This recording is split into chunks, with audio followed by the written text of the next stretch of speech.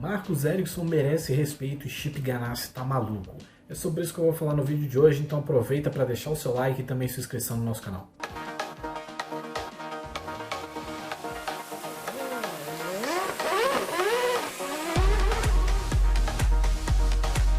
Fala galera ligada no Grande Prêmio, tudo bem com vocês? Aqui quem fala é o Gabriel. O vídeo de hoje vamos falar um pouco de Indy, falar mais especificamente sobre Marcus Ericsson, né? Ele que é o vice-líder aí do campeonato, está 74 pontos atrás do Alex Palou, mas é a estrela do vídeo de hoje porque ele encara um julho muito decisivo, né? Dentro das pistas, é claro, porque a gente tem uma maratona de corridas da Indy, vão ser 4 provas nesse mês, e provas todas, assim, claro, em tipos de circuito diferente. Então agora, nesse fim de semana, temos o GP de Mid-Ohio, daqui, na verdade no dia 16, né, daqui 2 semanas, vamos ter o GP de Toronto, né, o circuito de rua, e para finalizar o mês, na semana seguinte, temos a rodada dupla de Iowa, 2 ovais curtos. Julho, então, é o mês com mais corridas da Indy, é aquele mês que ele vai meio que terminar de separar os homens dos meninos, digamos assim, e vai definir mesmo quem vai brigar pelo título. E é muito importante não só para o Ericsson, mas também para Dixon, Palou, quer dizer, o Palou está no topo, mas Newgarden, Howard, enfim, todo mundo que ainda sonha em brigar pelo título tem que sair muito bem dessa rodada agora, desse mês de julho que a gente vai ter.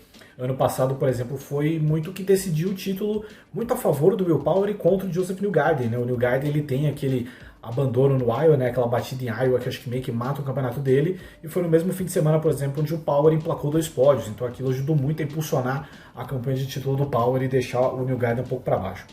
Mas de qualquer forma, dentro das pistas, todo mundo sabe que esse é um mês muito decisivo pro Ericsson para ele brigar pelo título, ele que é o segundo colocado na classificação. Mas fora das pistas também. Isso porque o Ericsson não tem contrato com a Ganassi para 2024 e a história de renovação está honestamente virando uma novela. E julho é o último mês do contrato do Ericsson, do qual ele tem um acordo de exclusividade com a Ganassi. Então, no momento, o Ericsson ele só pode negociar com a Ganassi. Óbvio, ele recebeu aí ligações, né, sondagens aqui e ali, mas a partir de 1 de agosto ele pode negociar com qualquer equipe se ele não fechar nada com a Ganassi. Mas basicamente, por que a renovação do Marcus Ericsson virou assunto? E por que ela está virando tão complicada? O Ericsson, como todo mundo sabe, é o famigerado piloto pagante, né? Então, desde os tempos aí de GP2 e tal, ele é bancado por um magnata chamado Finn Hauser, né? Que ele sempre bancou as empreitadas do Ericsson no automobilismo, especialmente na época da Fórmula 1, onde isso, inclusive, era uma discussão mais frequente, né? Porque o Ericsson na Fórmula 1 não entregava desempenho num certo nível que justificasse que ele estivesse necessariamente no grid, né? Então sempre ele era alvo de comentários, né? Porque ele era um piloto pagante. Isso se perde um pouco na Indy, especialmente nos últimos anos, já que na Indy ele despontou, né? Ele desabrochou de vez, virou um piloto relevante no grid, um piloto, claro, com vitória em 500 milhas de Indianápolis e que nesse ano está brigando pelo título. E portanto o Ericsson entende que ele merece uma valorização maior da equipe, que ele merece ganhar um salário melhor. E eu honestamente acho que ele está certo, acho que o Ericsson já provou por A mais B que ele é um piloto de elite da Indy hoje. É claro que ele teve um início muito complicado, eu sempre afirmei, né, que o Ericsson é um piloto que ele tem evoluções muito lentas na carreira dele. Então a própria GP2, por exemplo, ele não começa emplacando bem e depois ele vai evoluindo. Na Fórmula 1 também, quando o Ericsson deixa a Fórmula 1 em 2018, eu acho que ele deixa como um piloto bem digno. E na Indy foi mais ou menos isso, né? Ele, pouco a pouco ele foi se acostumando, né? Claro, ele teve uma mudança para a Ganassi que foi muito repentina, que ninguém esperava em 2020. Mas em 2020 estava mais adaptado, venceu 2 corridas, vence Indy 500. E em 2023 talvez a gente esteja vendo o melhor Ericsson, que é esse piloto que tem uma vitória na temporada e que não terminou nenhuma corrida fora do top 10 e por pouco não ganhou a Indy 500 de novo.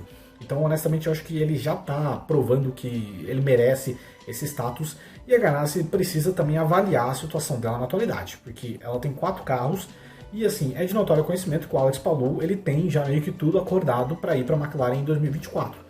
Apesar da Ganassi ultimamente ter surgido a informação que a Ganassi fez uma proposta bem gorda pro Palou ficar, a gente imagina que não seja essa a tendência, já está meio que a palavra com a McLaren, e a partir do momento também que caiu uma cláusula onde, vamos supor, um período onde a Ganassi tem uma exclusividade também de fazer uma oferta, ele vai assinar também com a McLaren, né? E acho que a única exceção é caso ele arranje uma vaga no grid da Fórmula 1, o que é algo que, assim, não estou dizendo que vai ser provável, mas a informação é que o grupo de empresários ali do Palou está começando a sondar equipes menores para ver se vai ter essa abertura. Se vai rolar ou não, enfim, eu não sei, mas que está tendo essa tentativa existe.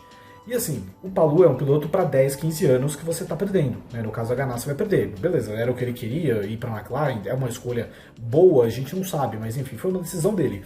E a gente sabe que na Ganassi hoje a gente tem o Scott Dixon como piloto acima de 40 anos. E assim, não estou dizendo que o Dixon está decadente ou nada disso, acho que ainda vive os melhores dias, mas a qualquer momento o Dixon pode cair. A qualquer momento o Dixon pode não ter mais o ímpeto de disputar uma temporada completa em altíssimo nível. Pode ser um piloto que vai viver mais de lampejo do que qualquer coisa. E o Marcus Armstrong é um piloto que tem andado bem, é um cara que eu acho que ele tem um futuro legal na Ganassi, mas é um cara que a gente não viu andar de oval ainda. Então, assim, ao mesmo tempo que você já está perdendo o seu piloto do futuro, que é o Palou, você quer realmente apostar tudo e perder o Ericsson também? Enfim, é uma situação meio complicada. Então eu acho que a Ganassi tem que pagar o que o Ericsson quer, eu acho que ele já faz por justificar isso. E aí muitos vão perguntar, né? E fora da Ganassi, para onde o Ericsson iria? Bom, basicamente a informação que surge na imprensa americana são de duas equipes. Uma é a Andretti, que a Andretti está muito insatisfeita com o carro do Devin De Francesco, o carro 29, né? E também não está tão certo assim se vai renovar com o Romain Grosjean, né? O Grosjean tem dado umas decepcionadas aí nas corridas, e isso pode beneficiar, né? Tendo a oportunidade, quem sabe, de você trazer o Ericsson pagando o que ele quer, pode virar uma chance. E a McLaren também, dependendo do futuro de dois caras. Primeiro do Palou, né, porque a gente não sabe se o Palou vai ter essa chance na Fórmula 1. Se ele tiver, aí, enfim, vai abrir a vaga, até porque a gente não tem certeza também se o Felix Rosenqvist vai ficar na McLaren, né? E acho que entre Rosenqvist e Ericsson, por mais que o Rosenqvist tenha sido um piloto que evoluiu legal nos últimos anos, e acho que está andando num nível razoável, a gente sabe que o Ericsson vai ter essa preferência. Enfim, de qualquer forma, ainda acho que a melhor opção para o Ericsson é ficar na Ganassi, mas ele está total correto em entender que ele merece receber um pouco mais. Então é isso aí, galera. Acompanhe nesse fim de semana toda a cobertura do GP de Mid-Ohio lá no Grande Prêmio. Semana que vem eu volto para falar um pouco sobre o que aconteceu na corrida.